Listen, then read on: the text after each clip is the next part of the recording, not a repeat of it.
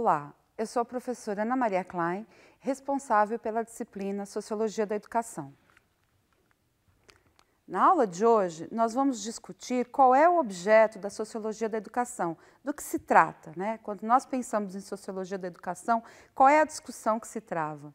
Depois nós vamos discutir as contribuições de Marx para a Sociologia e Marx e a Educação. Em relação ao objeto da Sociologia da Educação, a professora Marília Espósito, ela diz que a Sociologia da Educação vai se preocupar com os fenômenos educativos, né, visando o questionamento sobre como a sociedade se perpetua.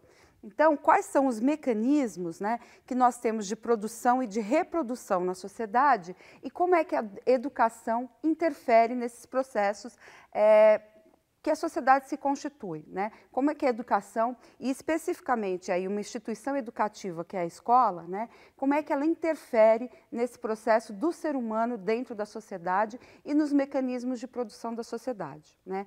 Então, muito especificamente, a gente vai discutir aqui a questão da escola, né? E dos efeitos da escola dentro da sociedade, né? Como é que a escola atua para a perpetuação da sociedade.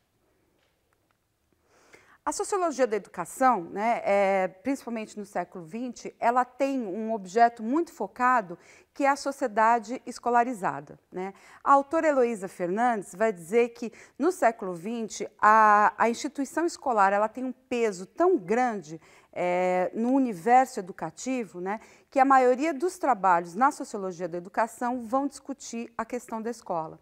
Então, no século XX, a gente tem uma escola que a Heloísa Fernandes vai chamar de uma sociedade escolarizada, tamanha a força e a importância da escola na constituição e na manutenção dessa sociedade. A Sociologia da Educação, no entanto, ela vai além, né, do estudo da escola, né? A Sociologia da Educação, ela permeia um campo muito vasto, né? Porque a educação ela não se restringe apenas ao universo escolar, né? Ela vai muito além e trata de outras relações educativas que também têm lugar na sociedade, né? A Sociologia da Educação vai se preocupar com aquilo que a gente vai transmitir para as novas gerações, né? Para as crianças, para os adolescentes. E o que é que a gente quer transmitir? Aquilo que é importante na nossa sociedade, aquilo que a gente gostaria que os alunos soubessem fazer e soubessem ser, né? Então, são questões aí pertinentes, são valores, são conhecimentos que são valorizados dentro da nossa sociedade, né? Mas ela não, essa educação ela não está restrita apenas ao campo escolar, à instituição escolar, né? A educação ela transcende os muros da escola. Então, se a gente pensar na sociedade do século XXI, nós temos outras formas de socialização, que não só a da instituição escolar. Essas outras formas de socialização, os contatos que nós temos, a tecnologia quebrou barreiras, né? Então, hoje a gente consegue conversar com pessoas do mundo inteiro. A mídia também exerce um papel educativo, né? As relações que a gente trava em redes sociais, tudo isso também tem um papel educativo. Então, no século XXI, né, o tempo que a gente vive agora, a Sociologia da Educação também tem como preocupação estudar esses outros campos educativos, né, que estão além da escola, né? Então, esse é um desafio que se coloca para quem está trabalhando com Sociologia da Educação, é pensar esses outros fenômenos educativos que têm lugar fora da escola. Na nossa disciplina, nós vamos passar por 3 autores clássicos na sociologia, né? O primeiro é o Karl Marx, né, que nasceu em 1818 e morreu em 1883. Depois nós vamos trabalhar com Max Weber, né, 1864 a 1920, e Émile Durkheim, que nasceu em 1858 e morreu em 1917. A professora Marília Tozoni Reis, ela explica a importância desses 3 autores para a sociologia, né? E especialmente para a sociologia da educação. Vamos ver o que ela tem a dizer a respeito. E os clássicos da sociologia são esses 3, né? Nós podemos considerar que Marx, Weber e Durkheim, Marx e Weber não necessariamente nessa ordem, né? Está nessa ordem porque precisa, não dá para pôr que não seja em ordem, mas mas eles são considerados os fundadores da sociologia, né? Esses três pensadores. E eles têm uma análise diferente do capitalismo. Os três têm uma análise bastante diferente, cada um tem uma visão do capitalismo segundo as suas teorias, os seus referenciais, enfim. Né? E a gente, para entender a sociedade, pode usar os três. Eu diria que a gente sempre se identifica mais com a leitura de um ou de outro, né? Porque algumas interpretações da sociedade são excludentes uma da outra, né? Então, a gente teria, por exemplo, com relação específica, com relação à forma de compreender a sociedade e o que isso repercute na compreensão da educação, eles são diferentes. Vamos ver agora qual é a visão de sociedade de Marx.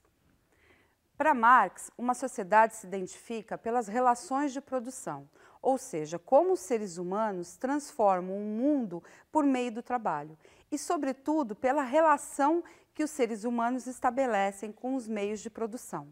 Então, Marx está preocupado com essa questão de como é a sociedade capitalista e como se dá a produção nessa sociedade. E quais são as relações que se estabelecem entre as pessoas, né? Entre aqueles que têm os meios de produção e aqueles que têm que vender a sua força de trabalho. O filme Tempos Modernos, ele ilustra essas relações. Vamos assistir um trecho. Tempos Modernos, de 1936, é um marco na filmografia de Charlie Chaplin. A linha de montagem da fábrica que o filme retratou havia acabado de nascer na época em que viveu Karl Marx. Marx era alemão e viveu de 1818 a 1883. No século XIX, período em que o capitalismo industrial estava se consolidando na Europa. As máquinas se disseminavam, operadas por trabalhadores assalariados. No filme Tempos Modernos, o Carlitos operário, criado por Charlie Chaplin, evidencia como na fábrica capitalista ocorre a exploração do trabalho que os operários realizam, justamente o ponto de partida para a discussão e análise da sociedade capitalista de Marx. Vamos ver como Marx concebeu a educação.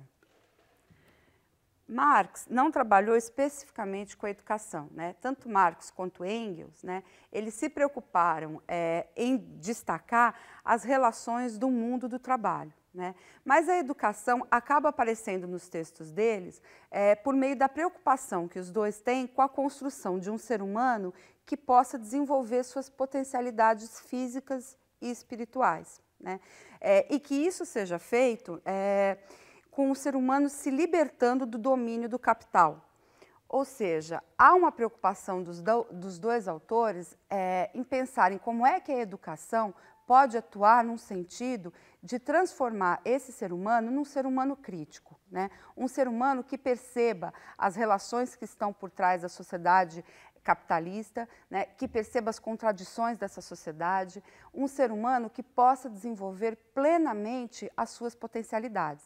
Então, nesse sentido, né, há uma preocupação dos dois autores em pensar em qual seria o papel da educação, né? É uma educação, de certa maneira, otimista, porque ela acredita na humanização do ser humano, né? Então, a preocupação dos dois, ainda que seja focada com o mundo do trabalho e as relações na sociedade capitalista, encontram na educação uma via de formação de um ser humano mais humanizado, né? O professor Gabriel Kohn, ele situa essa perspectiva marxista em relação à educação, né? Como é que Marx entendeu a educação dentro da teoria dele. Nessa sociedade capitalista analisada por Marx, a educação tem um papel decisivo. A primeira criança que nós trabalhamos, quem foi?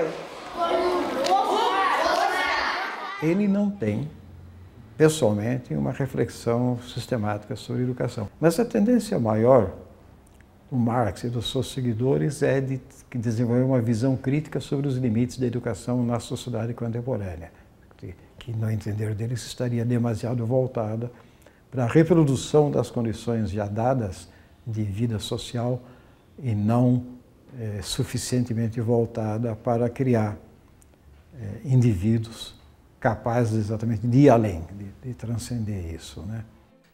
Vamos pensar um pouco como foi que Marx entendeu a questão da humanização por meio da educação.